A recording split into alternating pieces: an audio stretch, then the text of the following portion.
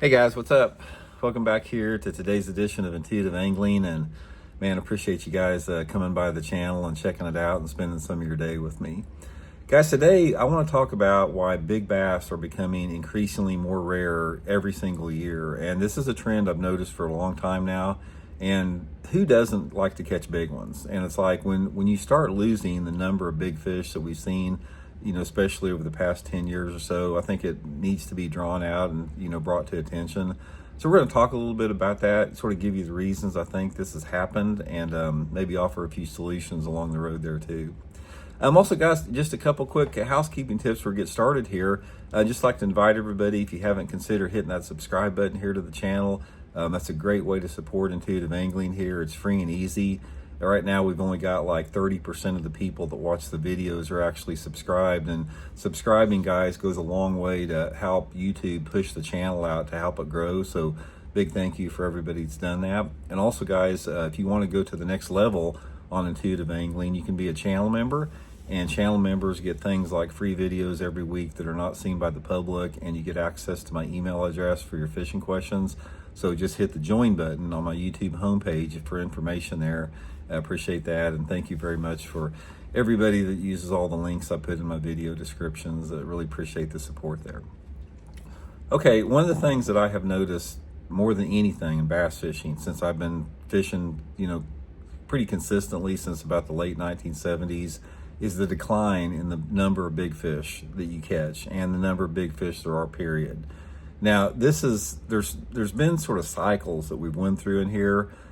For those guys that are older, you know what I'm talking about here. The period of the late 70s to the mid 80s, in my opinion, from the time that I've been fishing, that was the premier time for big fish. I caught more big fish, and there was more big fish caught around me, and people caught more big fish in general during that time frame from about 1977 to about 1983 or 84 than any other time that I can remember. That was a period back when there was a lot of guys mounting fish. If they caught a big one, they'd mount it, and it had an impact. I mean, obviously, removing all those genetics out of the lake had an impact. And then incrementally over the years, over the decades, you've seen fewer and fewer big fish. Now there's a few exceptions to that. It's like back when the big swim bait craze came out in Texas and California, you saw a resurgence of some big ones, but you don't even see that anymore.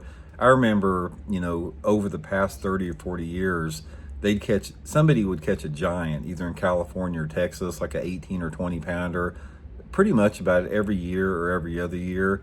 You don't hear that anymore. I mean, the last giant bass I ever heard caught was several years ago, that guy that caught that huge one in Japan. But I'm not aware of any 20-pound bass that have been caught in a long time. And not just the 20-pounders, I'm talking about a lot of the 10 to 15-pound bass, the really giants. Just like a lot of you guys that fish Lake Chickamauga, 15 or 20 years ago. You guys remember the big bass factory that was? They were catching 12 and 14-pounders at Chickamauga regularly. And now you hardly ever see that anymore. It's like it's pretty much done and over with. Okay, so what's the reason for this? There's a lot of different reasons. For one thing, hold on guys, 1 second. I got a call I got to get here. I'll be right back. Sorry about that, guys. Had to return a text from Kim sent me real quick there. What I was saying is that let's talk a little bit about the reasons why we've had this decline in the big fish around the country. There's several different reasons, and sort of my opinion from what I can identify. So I want to dig into that a little bit. Now, the first one, I don't think that there's any doubt about it. It's just fishing pressure. It's like, if you look at the number of anglers we had on the lakes back in the late 70s and early 80s, it's literally a fraction of what we have now. We have had, I don't know idea what the number was, but back in the late 70s and early 80s when we were catching a lot of big fish here in Missouri, there'd be like one tournament every weekend, and it'd be some like buddy tournament with 80 boats in it or something, occasionally like a red man tournament, and that was just during the tournament season. From about July until January, you never saw any tournaments at all on the lake. So you didn't have near the tournament pressure. You didn't have near the just the fun fishermen out there. So like any other place out there, if you guys have ever fished a body of water that doesn't have much fishing pressure on it, you know how good the fishing is and how big the fish can get. So fishing pressure is a big impact with that. And I think a lot of the reason with the fishing pressure, it's not that it kills the fish out there in terms of just the pressure itself, but you can't discount the fact about how many people kept and killed those big ones, whether it be to mount them or eat them or whatever. I remember Aaron Martins was telling me a story. He was down at Falcon Lake, fishing down there, and he pulls up to the dock to take his boat out for the day. And there was this old local dude there at the dock on the fish cleaning station, and he had a limit of like 6 to 10 pound bass, and he's cleaning every one of them. And Aaron was horrified by that, and he asked him why he was cleaning those big ones, and he goes, I don't care. He goes, if they're 12 inches or 12 pounds, he goes, if it's a legal fish, I don't care how big it is, I'm going to keep it and eat it. So you have that going on out there. And then, like I said, back then before fiberglass mounts, everybody kept a lot of the fish they had. Another thing with that is the delayed mortality from tournaments. I don't think there's any question in my mind about the impact that delayed mortality in tournaments have had, especially on big fish. I remember fishing one FLW tournament. We were down at Kentucky Lake. This has been a long time ago. It was a mid-June tournament. It was hot, post-spawn. Most all the fish were caught offshore. And guys, everybody was sick at how many dead fish were being weighed in. It's like everybody had dead fish. And I remember taking my fish back down to the live release boat to turn them back for the day. And they had 2 massive coolers. And I'm like just in the second flight or something like that. They had 2 of these massive coolers that were about 5 feet long, super deep, and they were stacked full of big dead ones that had died. Guys had caught them and they died, in the live well. That goes on a lot, because when you, just like that tournament at Kentucky Lake, I don't know how many hundreds of 4 to 6 pound bass were killed in that tournament. When you start killing 4 and 6 pounders, through delayed mortality or tournament mortality in general, you remove a tremendous amount of genetic strength from a body of water. Because in order for a bass to get 4, 5, or 6 pounds or bigger, it's a special fish. I mean, they have to it's 1,000,000 odds for a fry to reach 4 or 5 pounds. They have to overcome a tremendous amount of obstacles to get there. So therefore, they're genetically superior bass. And when you start removing that broodstock out of every lake across the country, it definitely has an impact. So you can't really deny that. Next thing with that is habitat loss. Habitat loss is a huge problem all over the country. If you fish lakes that have aquatic vegetation in it, the war that they've had on spraying vegetation is disgusting. I still can't believe that we have not outlawed spraying toxic chemicals and herbicide on our water to control vegetation. You could use mechanical harvesters and be environmentally friendly, but we've had a tremendous amount of habitat degradation. I'll give you guys a prime example, Lake Okeechobee in Florida. The first time that I fished Lake Okeechobee was 1986. I'd never been there before. And you cannot believe how beautiful it was. It's like there were gigantic grass beds that would run miles out into the lake, this pepper grass and stuff. The water would be gin clear, and even out in the middle of the lake, it'd be gin clear.